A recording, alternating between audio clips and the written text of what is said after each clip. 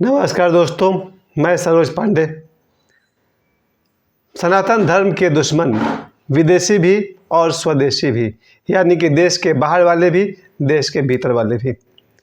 सनातन धर्म आज से 1000 साल पहले जितना मजबूत रहा होगा, उस समय तो मैं नहीं था, लेकिन मैं ज़रूर कह सकता हूँ कि भारत में जब सनातन धर्म पूरे भारत में फैला होगा, उस समय के बाद जब विदेशियों को पता चला कि भारत में सोना बहुत ज़्यादा है, यानी कि भारत को सोने का चिड़िया कहा जाता था, और ये भी कैलकुलेशन से पता चला है कि भारत में 13,000 से अधिक मंदिर सोने के बने हुए हैं। विदेशियों को जब खबर लगी आज से 1000 वर्ष पहले कि भारत में सोना बहुत है और भारत में तरह तरह के फसल उगाए जाते हैं, मसाले उगाए जाते हैं, तो यहाँ का धन लूटने के इरादे से विदेशी हमारे देश में आए और उन्होंने धीरे धीरे हमारे सनातन धर्म को नुकसान पहुंचाना शुरू किया। ये तो उनका उद्देश्य था ही भारत में आने के बाद कि भारत को लूटना है, लेकिन उन्होंने ये भी देखा कि भारत को कमज़ोर किए बिना भारत को लूट नहीं सकते। भारत तो कमज़ोर हो गया होगा उस समय तक, इस पर मैंने पहले ही बात की है, लेकिन उनका इरादा था कि विदेशियों ने अपनी संख्या बढ़ाने के लिए लोगों का, भारतीयों का धर्म परिवर्तन करना शुरू कर दिया था। अगर इतिहास की जानकारी को लेकर चला जाए तो पता चलता है कि 1000 वर्ष पहले से ही भारत में विदेशियों ने अपनी संख्या बढ़ाने के लिए भारत के लोगों का धर्मांतरण करना शुरू कर दिया, यानी कि भारतीयों का धर्म बदलना शुरू कर दिया। चाहे तलवार के बल पर, चाहे धन का लालच दे करके भारतीयों को, सनातनियों को अपने धर्म में परिवर्तित करने लगा ताकि उनके लोगों की संख्या बढ़ जाए। अगर किसी आदमी को उसके धर्म को बदल दिया जाए तो वो अपने आप को दूसरे धर्म का मानने लगता है और समय आने पर उनका साथ देने लगता है। और ऐसा हुआ पिछले 1000 वर्षों में, बहुत सारे भारतीय दूसरे धर्म में परिवर्तित कर दिए गए। और कहते हैं ना, क्या हिंदुओं की आबादी 30 करोड़ 40 करोड़ है, ये इससे भी ज़्यादा थी, लेकिन बहुत सारे हिंदुओं को मुसलमान में कन्वर्ट कर दिया गया। आज से 1000 वर्ष पहले की मैं इतिहास की बात कर रहा हूँ। तो उसके बाद फिर अंग्रेज आए और अंग्रेज़ों ने भी वही काम किया, यहाँ तक कि भारत के आज़ादी के बाद भी भारत में ईसाई मिशनरी वाले आते रहे हैं और उन्होंने हिंदुओं को ईसाई में कन्वर्ट करना शुरू कर दिया। अब यहाँ से मैं अपने अनुभव की बात कर सकता हूँ, क्योंकि मेरे सामने जो जो घटनाएं घटती थी उसकी मैं बात कर सकता हूँ। सच है, आज भी 2000 की मैं बात कर रहा हूँ, 2023, 1995, इसके बीच में जो भी घटनाएं मेरे आंखों के सामने हुई, अब मैं उसके आधार पर बात कर रहा हूँ। जब मैं मुंबई में रहता था तो बांद्रा या अलग अलग पार्क में जब मैं बैठा रहता था तो वहाँ पर कुछ आदमी को मैंने देखा, वो पैम्पलेट बांटा करते थे। उस पैम्पलेट में लिखा रहता था, अगर आपको मकान चाहिए, अगर आपको शादी ब्याह करना है, अगर आपको नौकरी करनी है तो यहाँ संपर्क करें। उसको पढ़ करके जो भी आदमी उनके कांटेक्ट में जाता था वो उन्हें काम भी दिलवाते थे, रहने का प्रबंध भी करते थे, शादी भी कराते थे, लेकिन उन्हें क्रिश्चियन बनाते थे। मैं तो कभी गया नहीं, लेकिन मैं वहाँ के चर्च में मैं बहुत बार गया हूँ। सैकड़ों बार मैं मुंबई के चर्च में जाता था, क्योंकि मैं उस समय तक ओशो को पढ़ना शुरू कर दिया था और ओशो के पढ़ने के कारण हम लोग जीसस क्राइस्ट का, ईसा मसीह का बहुत इज्जत करने लगे, क्योंकि ओशो ने इतना बढ़िया से एक्सप्लेन किया कि हम लोग जीसस क्राइस्ट का बहुत ही रिस्पेक्ट करने लगे और आज भी करते हैं। जो सिद्ध होते हैं, समस्या उनकी नहीं है, समस्या उनके बाद वालों ने खड़ी कर दी है। और वही हुआ मुंबई में, जब मैं चर्च में जाता था तो वहाँ मुझसे ही पूछा जाता था, क्या तुम्हारा बपटाइज हो गया हो, बपतिस्मा हो गया है, यानी कि क्या तुम क्रिश्चियन धर्म को अपना चुके हो? और मैं बोलता था नहीं। फिर वो मुझे साइड कहते थे। लाइन में जो लोग खड़े रहते थे उनके मुंह में कुछ वो प्रसाद रखते थे अपने हाथों से, और फिर जब मैं सामने आता था तो मुझे उनको देख कर डाउट होता था कि ये तो आता नहीं है, तो पूछते थे, क्या तुम्हारा बैप्टाइज हो चुके हो, बपतिस्मा तुम्हारा हो चुका है? और हम बोलते थे नहीं, मेरा बैप्टाइज नहीं हुआ है। तो फिर वो लोग मेरे को साइड करते थे। लेकिन जितने लोग चर्च में आते थे उन सबको देख कर लगता था कि ये लोग भारतीय हैं, ये कहीं से मुझे विदेशी नहीं दिखते थे कि देख कर लगे कि ये लोग क्रिश्चियन हैं। और वहाँ देख करके उस समय भी मैं समझता था कि इनकी जो बनावट है, रूपरेखा है, वो भारतीय है, इसका मतलब इन लोगों को कन्वर्ट कर दिया गया है। यानी कि आज से बहुत पहले, मुझे लगता है 15-20 साल पहले, आसाराम जी बापू का मैं एक वीडियो देख रहा था शाम को भी। वो बता रहे थे कि धर्मांतरण बहुत पहले से भारत में किया जा रहा है। हिंदुओं को मुसलमान में कन्वर्ट किया गया, उसके बाद हिंदुओं को क्रिश्चियन में कन्वर्ट किया गया। ज़्यादा यही दो का नाम लोग लेते हैं, और इस तरह से हिंदुओं की संख्या कम होती गई और मुसलमानों की संख्या बढ़ती गई, क्रिश्चियन की संख्या बढ़ती गई। क्योंकि जो भी अपने आप को कन्वर्ट कर लेता है वो अपने आप को ईसाई मानने लगता है। जो अब जिनको मुसलमान बना दिया गया वो अपने आप को मुसलमान मानने लगे, और धीरे धीरे ये लोग हिंदुओं के विरोधी होते चले गए। अब बहुत सारी बातें हैं जो मैंने अपने से भी देखी है, जैसे मैंने मुंबई वाली बात बताई। उसके बाद यहाँ आप झारखंड में आइए तो झारखंड में भी बहुत सारा ऐसा इलाका है, रांची से लेकर के धनबाद तक बहुत सारे ऐसे लोग हैं जो अपने घर में ईसा मसीह को मानते हैं, ईसाई हैं, लेकिन उनका जो नाम रखने का तरीका है वो पूरा हिंदू वाला है, और आधा उनका संस्कार जो है वो हिंदू वाला है। लेकिन शाम होते ही वो लोग फिर जीसस क्राइस्ट वाला प्रार्थना शुरू करते हैं, और पास पड़ोस के लोगों को ही बुला लेते हैं, और वहाँ पर प्रार्थना चलती रहती थी। पुरानी बात है, अभी इस समय कोई नहीं है यहाँ पर।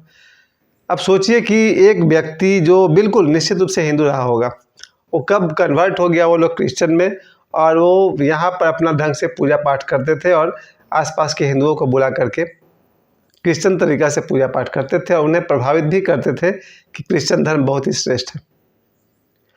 इस तरह से सनातन धर्म पर हमला होता रहा है, और आज भी कहीं ना कहीं हो रहा होगा। 2023 की मैं बात कर रहा हूँ, आज भी दुनिया में, भारत में, दुनिया की छोड़ दीजिए, भारत में भी कहीं ना कहीं धर्म परिवर्तन का काम चल रहा होगा। सनातन धर्म को इतना नुकसान क्यों होता रहा है? पहली बात तो मैं आपको बता दूं कि सनातन धर्म रामायण महाभारत के युग की अगर बात करें तो उसके बाद भी इतना संस्कारों से भरा हुआ ये धर्म रहा है, सनातन धर्म, जहाँ बच्चे सुबह उठकर माता पिता के चरण स्पर्श करते थे। आज बच्चे सिर्फ गुड मॉर्निंग बोल के रह जाते हैं। मेरा बेटा भी सुबह सुबह जब प्रथम दर्शन करता है हमको, तो बोलता है गुड मॉर्निंग, और मैं उसका अधिकतर तो जवाब ही नहीं देता हूँ। और जब मैं अपने पिताजी के पास जाता हूँ प्रत्येक सुबह, तो मैं हाथ जोड़कर अपने पिताजी को बोलता हूँ प्रणाम, या फिर हरे कृष्णा, जय श्री राम, जो भी हो, ऐसे संबोधन से मैं अपने पिताजी को प्रणाम करता हूँ। भारत में जो माता पिता का सम्मान का जो प्रोसेस था वो डिस्टर्ब हो गया जब से वो इंग्लिश मीडियम वाले संस्कार बच्चों में पड़ गए। हम लोगों ने अपने शिक्षक को गुरुजी कहा।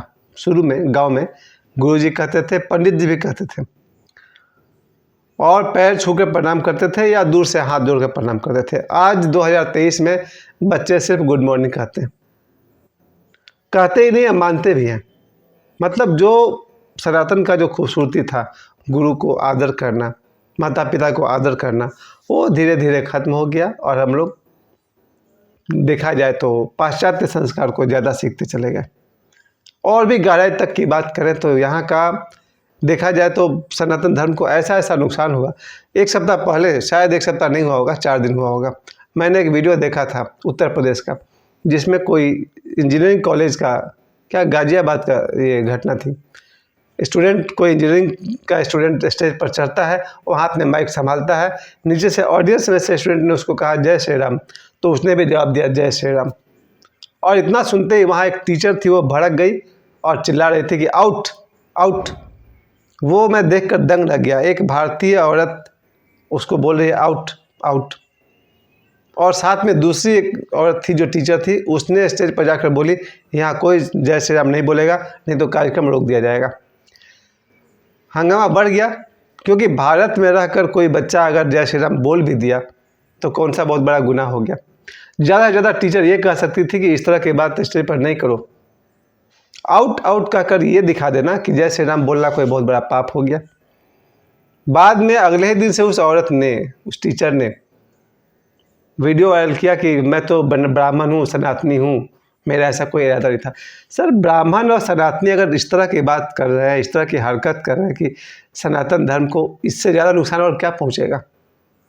और मुझे लग रहा है कि भारत के लाखों लोग, कौन जाने 140 करोड़ में से 1 करोड़ लोग भी, भारत के करोड़ों लोग ऐसे हैं जो सनातन धर्म के विरोध में हैं। सनातन के पक्ष में जो है उनको तो सभी को आप जानते हैं, लेकिन मुझे लगता है कि करोड़ों लोग हैं जो सनातन धर्म के विरोध में भी खड़े हैं। वो भी हिंदू हैं तो कोई ब्राह्मण है, कोई कुछ और है, कुछ और है।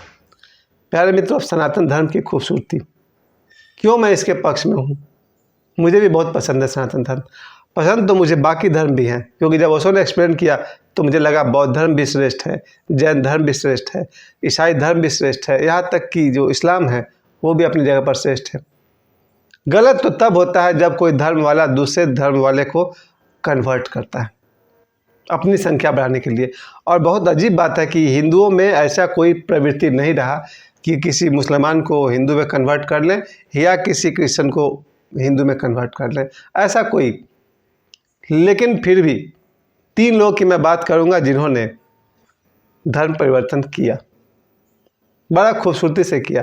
पहले तो मेरे गुरुजी ओशो हैं, लेकिन उन्हें धर्म परिवर्तन नहीं कहा जाएगा। ओशो ने जब संन्यास देना शुरू किया तो अगर 10 लाख लोगों को उन्होंने संन्यास दिया था तो उसमें से 5 लाख से अधिक लोग तो क्रिश्चियन हुआ करते थे।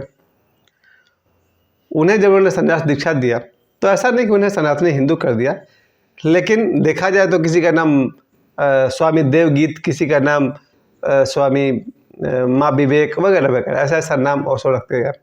एक तरह से देखा जाए तो ओशो ने भी वही काम किया, लेकिन ओशो ने कभी नहीं कहा कि तुम क्रिश्चियन धर्म छोड़ करके हिंदू धर्म अपना लो। ना वो क्रिश्चियन की बात करते थे ना हिंदू की बात करते थे। फिर भी मुझे दिखाई पड़ रहा था कि इन्होंने विश्व के सबसे अधिक ईसाइयों को स्वामी जी बना दिया ओशो ने।